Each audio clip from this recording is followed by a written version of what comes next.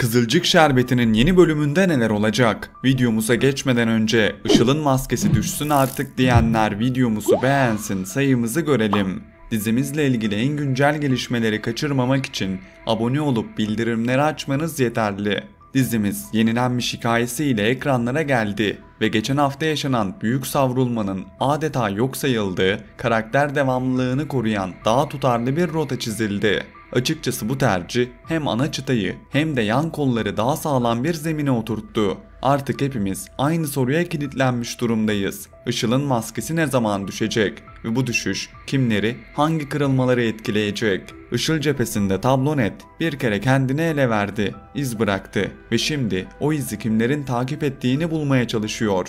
Yeni bölümde Işıl kontrolü elinde tutmak için küçük ama ard arda hamleler planlayacak. Görünürde sakin ve mağdur bir profil çizerken perde arkasında tek tek ihtimalleri eleyip kendini ifşa edebilecek her taşın altına bakacak. Bu süreçte korku dört bir yandan onu saracak. Ses tonundaki ufacık bir titreme, bakışındaki kısa bir kaçış bile izleyiciye yakalanacak duygusunu geçirirken hikayede gerilimi diri tutacak. Yine de ben bu büyük yüzleşmenin hemen şimdi değil, sezonun yarısına yakın adeta final tadında tasarlanmış bir bölümde patlayacağını düşünüyorum. Geçtiğimiz sezon Görkem örneğinde olduğu gibi senaristler düğümü yavaş yavaş sıkılaştırıp doğru zamanda bir bıçak darbesiyle kesmeyi tercih edecekler. O an geldiğinde Işıl yaptıklarının bedelini ödeyerek sahneden çekilecek. Fakat o güne dek pek çok karakterin yolunu saptıracak yeni tuzaklar görebiliriz. Abdullah cephesinde ise inkar mekanizması işlemeye devam edecek. Gerçekler burnunun ucuna kadar geldiğinde bile içerideki dengeyi korumak adına görmezden gelme refleksi devreye girebilir. Işıl'ın ustaca ördüğü mağduriyet anlatısı Abdullah'ın vicdan düğmelerine basacak. Bu da hem aile içi iletişimde hem de iş tarafında beklenmedik kararların kapısını aralayabilir. Kısacası Işıl kendini kurtarmaya çalıştıkça Abdullah farkında olmadan onun kalkanına dönüşebilir. Gelelim Ömer ve Kıvılcım'a. Yeni bölüm bu ikili için ağır bir vicdan muhasebesi anlamına geliyor. Ömer'in taşıdığı sır her geçen gün biraz daha ağırlaşıyor. İç monoloğu, gerçeği söyleyip bedelini mi ödemeliyim yoksa yeni doğan bebeğimiz ve Kıvılcım'ı korumak için susmalı mıyım ikileminde dönüp duracak. Dramın kalbi tam da burada atacak. Ne var ki bu sır eninde sonunda ortaya çıkacaktır. Ortaya çıktığında ise çiftimizin yolu kısa süreliğine ayrılsa da onların aşkının defalarca test edilip güçlenmiş bir bağ olduğunu defalarca gördük. Engeller, yanlış anlaşılmalar, zorunlu uzaklaşmalar. Hepsi bu bağın sınırını yoklayacak. Fakat her sarsıntı sonunda onları yeniden aynı merkeze çekecek. İzleyici açısından duygu eğrisi yüksek, kırılma anları bol bir bölüm bizi bekliyor. Asil karakteri sahneye hızlı girdi ve ilk andan itibaren akıl oyunları dosyasını açtı. Asil'in yöntemi net, gözlemle, zaafı bul, sonrasında o zaafı büyüt. Yeni bölümde Asil ile Fatih'in sık sık karşı karşıya geldiğini ve gücün kimde kalacağını belirleyen küçük hamle savaşları izleyeceğimizi düşünüyorum. Asil kurnaz, gerektiğinde gri alanlara hatta karanlık geçitlere girmekten çekinmeyecek. Tam da bu yüzden Fatih'in Asil'in rüzgarına kapılma riskine karşın sağlam bir yere tutunması şart. Aksi halde bir anlık hırs, kontrolsüz genişleyen bir yangına dönüşebilir.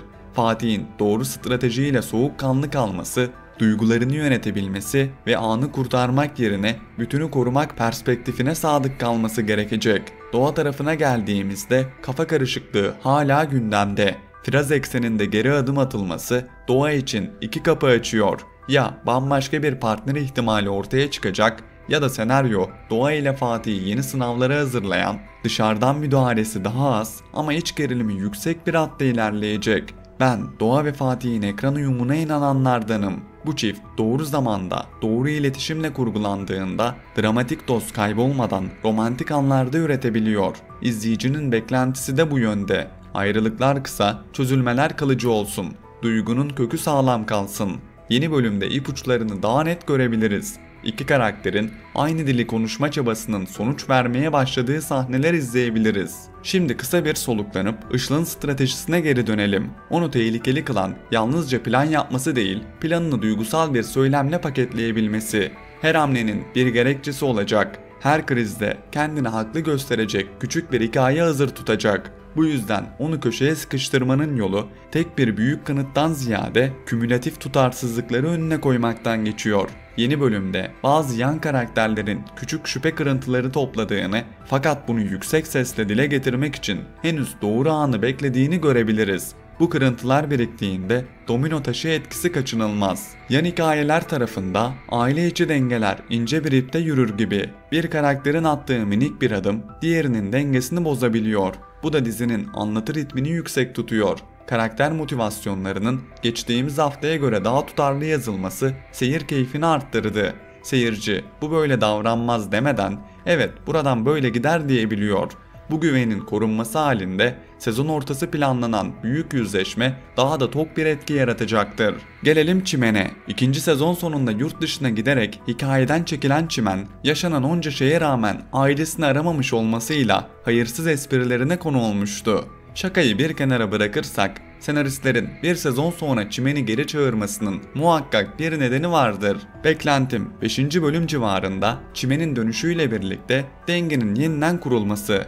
Bana en mantıklı gelen senaryo şu: Ömer'in sır nedeniyle hapishaneyle yüzleşmesi Kıvılcım'ın omuzlarına ağır bir yük bindirecek ve tam bu noktada Çimen annesini yalnız bırakmamak için geri dönecek. Eğer bu çizgi tercih edilmezse Çimen için bağımsız bir hikaye açılır. Yeni dramlar, yeni entrikalar ve aile düzenini etkileyen farklı çarpışmalar devreye girer. Her iki durumda da dönüşü süs değil, denge değiştirici olacak gibi görünüyor. Özetle yeni bölüm, Işıl'ın kendini temize çıkarma çabaları, Abdullah'ın görmek istemediği gerçekler, Ömer'in vicdan eşikleri, Kıvılcım'ın direnci, Asil Fatih hattındaki güç satrancı ve Doğa Fatih duygusal evreninin nereye evrileceği üzerinden akacak. Biz izleyicilerin aradığı şey, büyük patlamadan önce gelen küçük çatlakların mantıklı biçimde işlenmesi. İpliğin ucunu yakaladık. Şimdi mesele o ipliği acele etmeden ama boşlukta bırakmadan çekmek. İşte bu dengede yürüyen bir kurgu sezona damgasını vurur. Videoyu kapatmadan önce sorularımızı bırakalım. Işıl'ın maskesi bu hafta mı çatlar yoksa ipuçları birikmeye devam edip o büyük yüzleşmeye doğru mu yürürüz? Ömer gerçeği itiraf mı eder yoksa koruma içgüdüsü ağır basar ve sükut kısa vadede kazanır gibi görünüp uzun vadede daha ağır bir bedelle mi yazdırır? Asil'in hamleleri Fatih'i yerinden eder mi? Yoksa Fatih bu rüzgarı kırıp oyunu kendi kurallarına göre mi oynar? Doğa ile Fatih aynı cümleyi kurabildikleri anların sayısını arttırabilecekler mi? Ve nihayet Çimen'in dönüşü hikayeyi hangi eksene oturtacak? Cevapları birlikte arayacağız. Işıl'ın maskesi düşsün diyenler beğenmeyi unutmasın. Yorumlarda ekibimizin gidişatına dair tahminlerinizi, özellikle de Ömer Kıvılcım ve Asil Fatih adları için öngördüğünüz kırılma anlarını yazın.